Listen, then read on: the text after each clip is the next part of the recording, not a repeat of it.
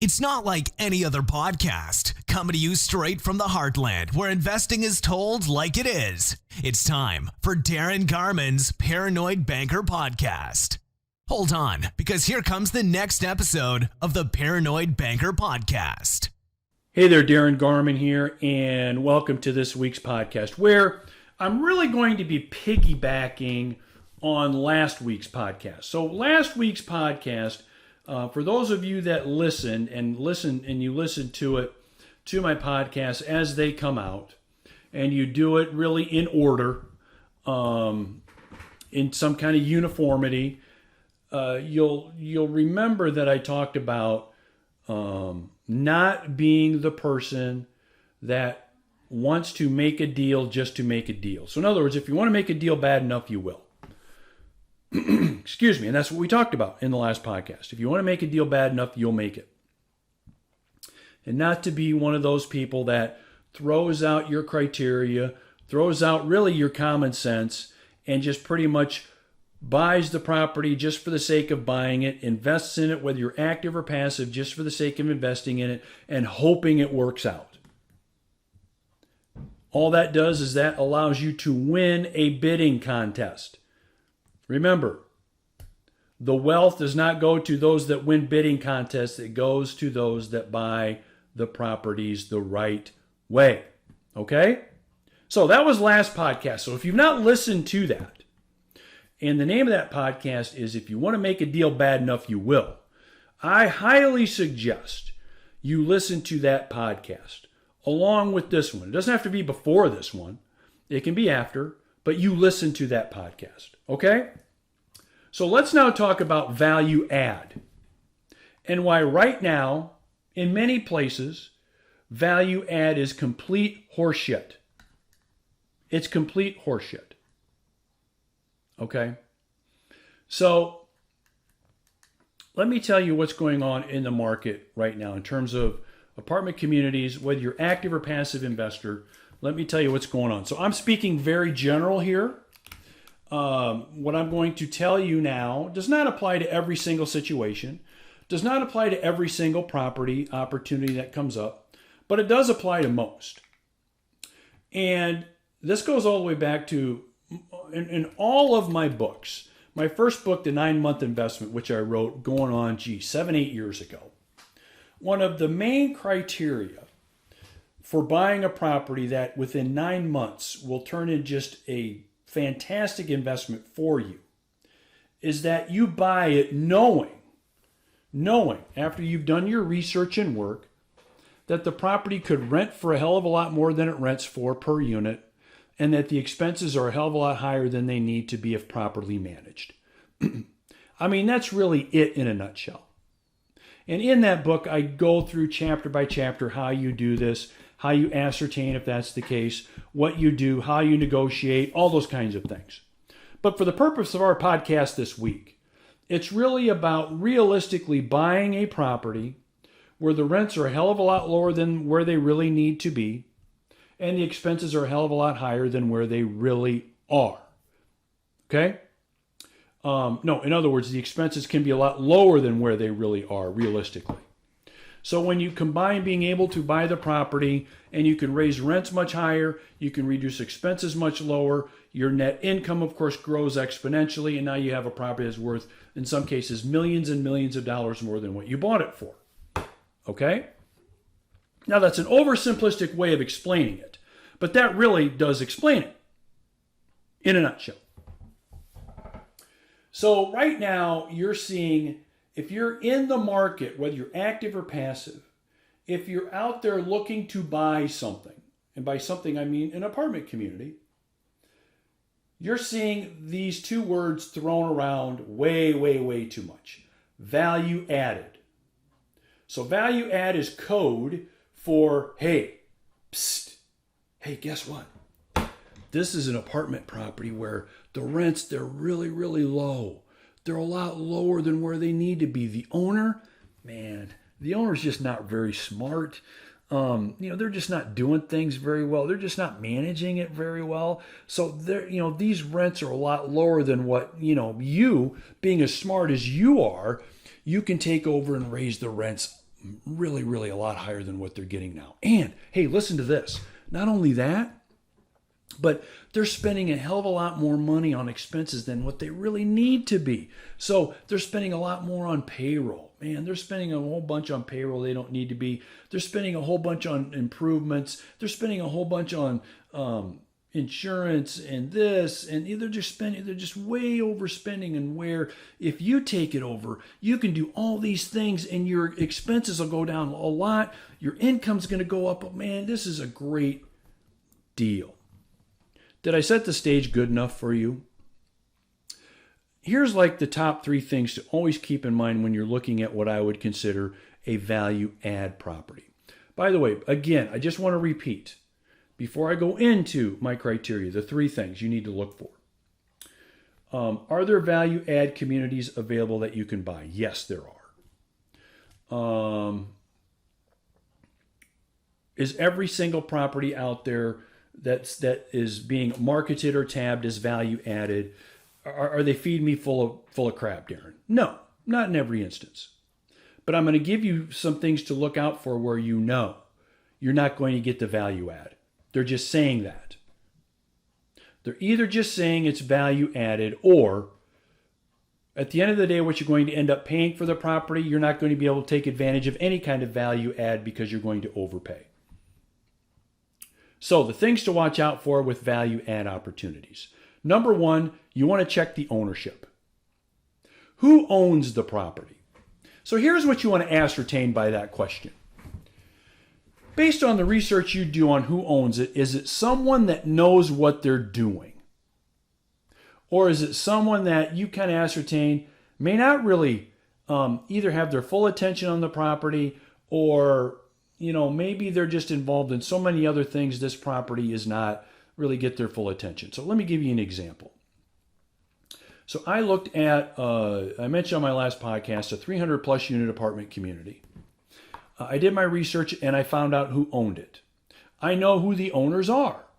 I mean, not personally, but I know that the company and the people involved in owning that are smart enough to know that they're smart enough where they will get as much rent as they possibly can, and they'll reduce the expenses as much as they possibly can.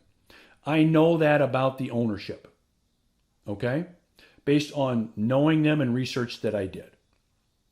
Well, knowing that these owners are not dummies, do you think they're going to leave money on the table by having rents way under market and having expenses much higher than they need to be? No. They're not. More than likely, they're not. Okay? So when I'm approached with this property and someone's saying it's a value add opportunity, and I know the people that own it are people that, hey, they know what they're doing, I already know I'm being fed a bunch of shit. Okay? I already know that. You compare that to properties that we've purchased in the past, and most of them have this kind of similarity. An owner that owns them from out of state. The owner lives out of state, but runs and manages the property from out of state, but have somebody here locally run the property for him. The person or management team that runs the property for him does a good job. He gets a steady income. He gets good distribution checks. The cash flow is good. So that's all fine. But what those owners don't do is spend the time necessary to know where their market rent should be, to know where their expenses are compared to where their expenses realistically could be. So in other words, they've got a business that runs well, in this case, an apartment community. And because it runs well, they don't pay as much attention to running it to optimize it as much as possible. So realistically, somebody like you or me can come in there and buy it and raise those rents and reduce those expenses, and we've got a very good property. And that's happened with us many, many times over the years. Okay? But remember, it's an owner that, I'm not saying the owner is dumb or negligent, but the owner just is not as tuned into optimizing the operations as much as they possibly can, thereby unknowingly leaving money on the table. Whereas compared to the first example I gave you, These are folks that don't leave money on the table. Okay? So who owns it? Who owns it? That will tell you whether it's realistically what I would term a value add opportunity. Okay? Number 2, do your research and your math. Okay? Do your research and your math. What are the market rents in the area? Where are the expenses and where should they be? That's pretty easy to do. Now that might take you a day or 2 days to really kind of go through that process. But if you're active, you need to do this. If you're passive, you need to be demanding that whomever you're working with that's, running the ship is doing this. Can we realistically get higher rents as we're being told? Can we realistically reduce the expenses as we're being told? Not just taking some sales guy's word for it. And by the way, a lot of people are too lazy to do this, and they will take a sales guy's word for it. A lot of them will. So, number 1, in terms of is it value add? Who owns it? Is it somebody based on our research that we're pretty confident knows what they're doing? Or is there someone that's just, they've done a good job of owning it, but they've pretty much kind of, they're just not directing their full attention to optimizing the operations? Okay? Then number 2, you check your numbers. Where can the rents realistically be? Where can the expenses realistically be? You don't take a salesperson's word for it. You do your own research. Okay? Now, is it value add after the first 2? 90+% of the time you're going to find it's not. Even though you're being told it is. And I'll tell you the main reason why you're being told it is here in just a second. So if it passes litmus test number 1, and it passes litmus test number 2, and it still looks like it can be value add, now you need to really pay attention to really an important litmus test number 3. How is it being sold? Here's the problem. If you get past litmus test number 1 and number 2, if the property is being marketed by a broker that's doing a call for offers on it, your value add is out the window. It's gone. Because there will be somebody that will pay more than you for the property. Now remember, all properties are value add properties at some price point, but not at another price point. Right? I mean, if you pay way too much for a property, doesn't matter how much value add there is, you're not going to realize the value add if you pay too much for it, right? So if the property is being offered by a broker that's doing call for offers with no asking price, you're pretty much screwed. Yeah, sure, you can submit an offer, a letter of intent, with a price based on where you think the highest and greatest price would be that you'd pay for the property based on your criteria and factoring that value add part of it in. But more often than not, you're not going to end up buying the property. Somebody else will pay more for it. Okay? Is that a reason not to submit an offer? Not to submit a letter of intent? Of course not. You might get lucky. You never know. The company or person that's going to pay a higher price, maybe their financing falls through. Maybe something happens. So you always want to be in the mix just in case. But realistically, you're not going to get it for the price that you want to get it, at least initially. Okay? Compared to the owner that doesn't have the property on the market through some kind of a call for offers. They'll sit down and work with you to get a transaction done at a price where they feel is fair for them and fair for you. So the majority of every apartment community that we bought that does fit the description of value add, that we have been able to increase the value in them quickly, have met this criteria. We didn't go through a real estate broker that was doing a call for offers. We worked directly with the owner. The owner contacted us, said they wanted to sell, and we got a deal done. The price paid, the owner thought was fair, was happy, walked away from the closing table with a smile on his or her face. And so did we. And so did we. Anything outside of what I just discussed with you, with those three kind of litmus tests, is not a value add property. You're just being told value add. As I mentioned, I tell you why you're hearing it more and more. Because the real estate salespeople have nothing else to say. What else are they going to tell you? Great location, great condition, nice floor plans. What the hell are they going to tell you? They're going to factor value add in there, and they're going to feed you rental amounts that are more than likely not achievable. And don't get me wrong, I'm not pigeonholing brokers. I am one. Our company still sells a lot of apartments. Okay? We do. We sell a lot of apartments for people. We're the go-to people for many apartment owners in eastern Iowa.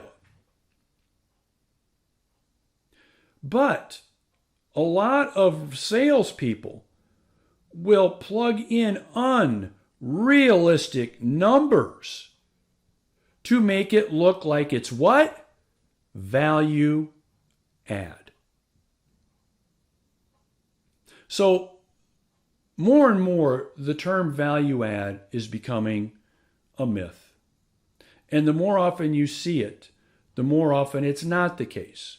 The more often it's numbers with a little bit of magic baked in them, hoping that someone will think they can achieve these unrealistic numbers after they take over, and why you are so damn smart and intelligent and good at what you do that you should be able to achieve these benchmarks in order for the property to make sense and paying those high freaking prices for them. Darin, what do we do? I mean, there's a lot of properties being sold this way. What do we do?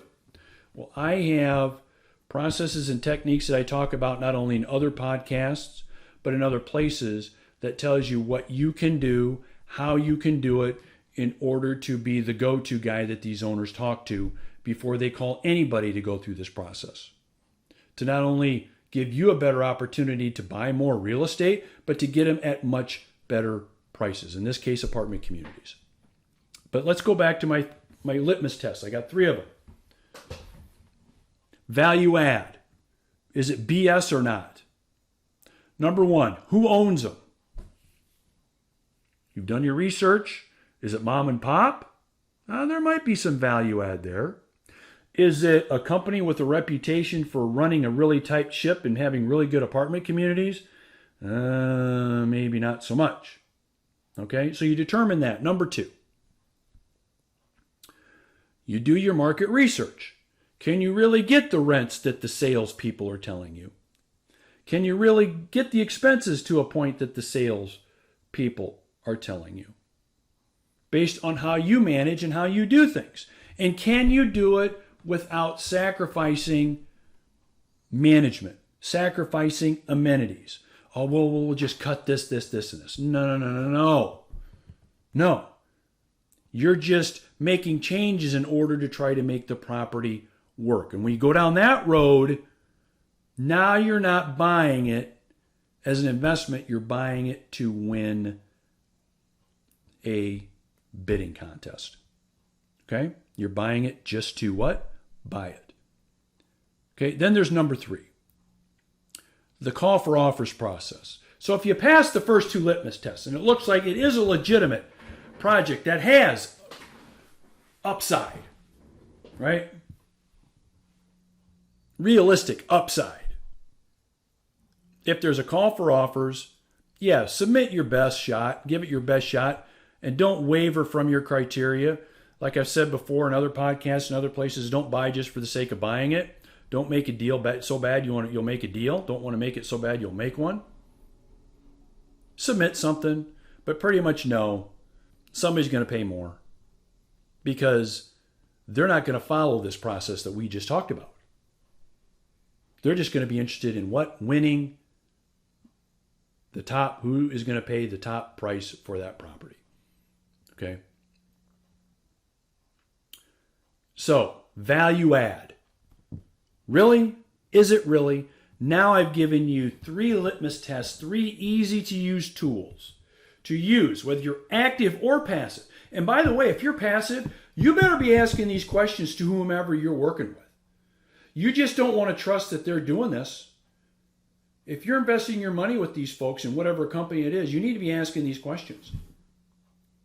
And they better have some good answers. Don't just assume they're doing this. And of course, if you're active, you can do this yourself. So, have a great day, have a great week or weekend. Whenever you've joined me, I appreciate your time and appreciate you being with me on this week's podcast. As always, I'm interested in hearing from you. Love to hear your comments, your questions regarding this podcast, and would love to respond. So have a great day, have a great week or weekend whenever you've joined me, and we will talk to you later. See ya. Bye-bye. Thanks for joining Darin Garman's Paranoid Banker Podcast. For investment questions, comments, or to get in touch with Darin, go to www.garmanblog.com. Thanks for joining Darin Garman's Paranoid Banker Podcast. For investment questions, comments, or to get in touch with Darin, go to www.garmanblog.com.